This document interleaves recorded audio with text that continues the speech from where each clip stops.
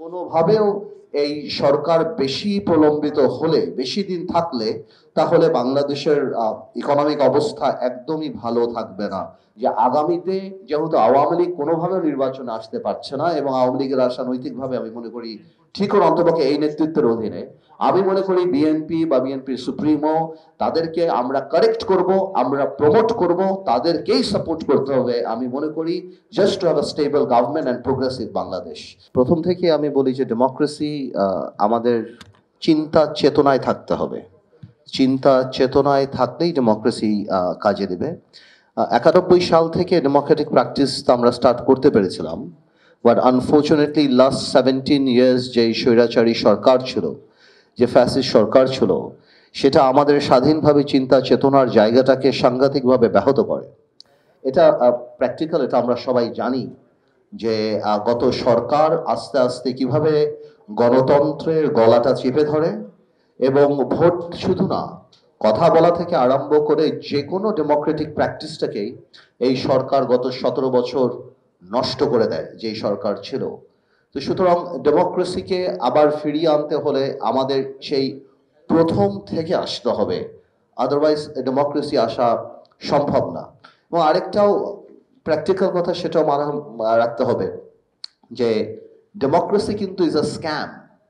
আপনি যদি ডেমোক্রেসি ঠিক করে হ্যান্ডেল না করতে পারেন, তাহলে democracy is the biggest scam. আপনি যদি রং মানুষদের হাতে ক্ষমতা দেন, যেটা আমি রিপন ভাইয়ের সাথে একমত, যে আমাদের সংসদে সংসদ সদস্য কারা হবে, ব্যুরোক্রেসি কিভাবে সরকারকে সাহায্য করবে, সরকারের কি মাইন্ডসেট, যে আদৌ কি আমার বিরুদ্ধে কথা বলা, কনস্ট্রাকটিভ সমালোচনা আমি অ্যালাউ করবো কিনা, এগুলি সবকিছুর উপর নির্ভর করবে ডেমোক্রেসির সামনে ফ্লোরিশ করবে কিনা।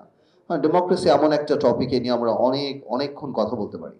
তবে আগামীতে নির্বাচিত, এখন যেটা মানে গ্রাউন্ড রিয়ালিটি, যেটা যদি বিএনপি সরকার নির্বাচনে আসে বা এবং ক্ষমতায় আসেন যদি জনগণের ভোটে, সেক্ষেত্রে এখন পর্যন্ত আমরা অন্য রাজনৈতিক দলের প্রধান হিসাবে আমি দেখতে পাচ্ছি যে বিএনপির মধ্যে যথেষ্ট ইনক্লুসিভিটির সেই মাইন্ডসেট আমরা কিন্তু প্রথম থেকে দেখতে পাচ্ছি। আমি খুব অপটিমিস্টিক মানুষ যে ইনশাল্লাহ ওই ডেমোক্রেসি 17 বছরে যেই বাধাগ্রস্ত হয়েছে আমরা সামনের দিকে নিয়ে যাব।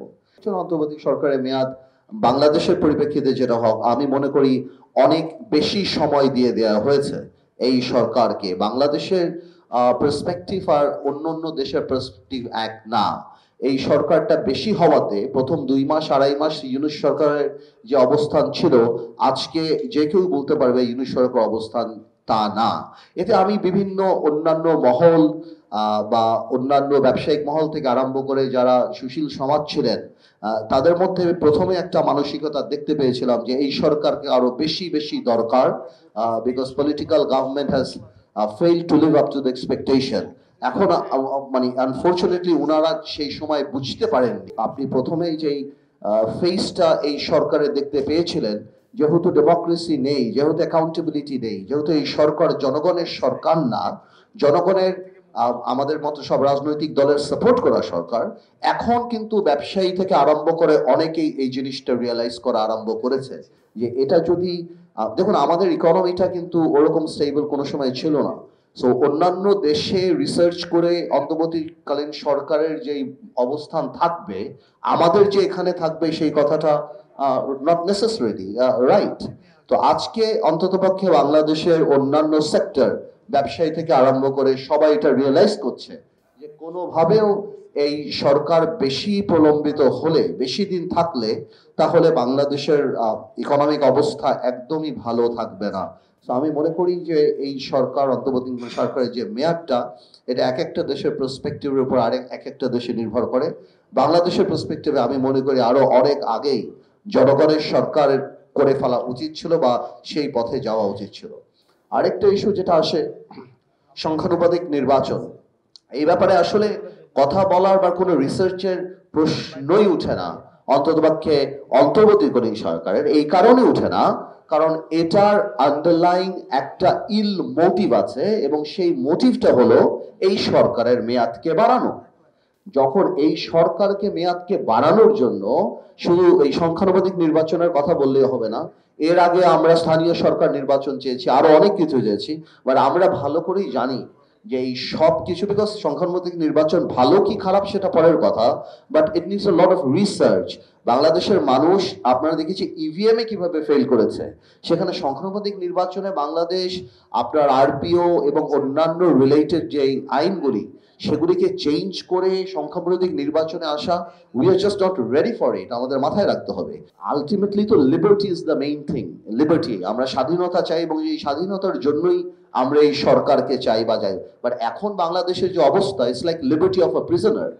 একটা আসামির যেমন স্বাধীনতা থাকে, আস্তে আস্তে কিন্তু সারা বাংলাদেশের প্রত্যেকটা সেক্টরে দম সেভাবে বন্ধ হয়ে যাচ্ছে। তো আমি সংখ্যানুপাতিক নির্বাচনের এই রিসার্চ কোন দেশে কি হলো, আমার কাছে বিং আ পলিটিশিয়ান এটা একদমই ম্যাটেরিয়াল, বিকজ এটা এই সরকারের চিন্তা করার জায়গাই না। আগামীতে কোনো ডেমোক্রেটিক সরকার যদি এই দেশে আসে, তারা চিন্তা করতে পারে যে এই ধরনের ম্যাসিভ চেঞ্জ তারা করবে কি করবে না। বাট এটাই বাস্তব যে বাংলাদেশে এখন আমরা একটা নির্বাচন চাই, এবং অনেকেরই ভয় লাগতে পারে, অনেকেরই চিন্তা করতে পারে যে নির্বাচনে যারা ক্ষমতা আসবে, বিশেষ করে আমি খোলাখুলি বলি, বিএনপির কথা যদি কেউ বলে যে বিএনপি কিভাবে আসবে, গত 9 মাসে বিএনপির উপরের দিকে বা বিএনপির যারা সুপ্রিমো, তাদের অ্যাটিটিউড, তাদের পলিটিক্যাল স্টেপ দেখলে সবাই দেখতে পাচ্ছেন যে তারা ইনক্লুসিভিটি বিশ্বাস করে। তো বাংলাদেশের মানুষের যারা বিএনপি করে না করে, তাদের এই মাইন্ডসেট ক্রিয়েট করা দরকার যে আগামীতে যেহেতু আওয়ামী লীগ কোনোভাবে নির্বাচনে আসতে পারছে না, এবং আওয়ামী লীগের আশা নৈতিকভাবে আমি মনে করি ঠিক অন্তপক্ষে এই নেতৃত্বের অধীনে, আমি মনে করি বিএনপি বা বিএনপির সুপ্রিমো, তাদেরকে আমরা কারেক্ট করব, আমরা প্রমোট করব, তাদেরকেই সাপোর্ট করতে হবে। আমি মনে করি just to have a stable government and progressive Bangladesh. তো আমরা পছন্দ করি না করি সেটা পরের কথা, বিকজ এই অপশন যদি আমরা না নেই, আমরা জানি আমাদের অন্য অপশন কি, এবং আমরা কোনোভাবেও সেই অপশনে বাংলাদেশকে নিয়ে যেতে চাই না।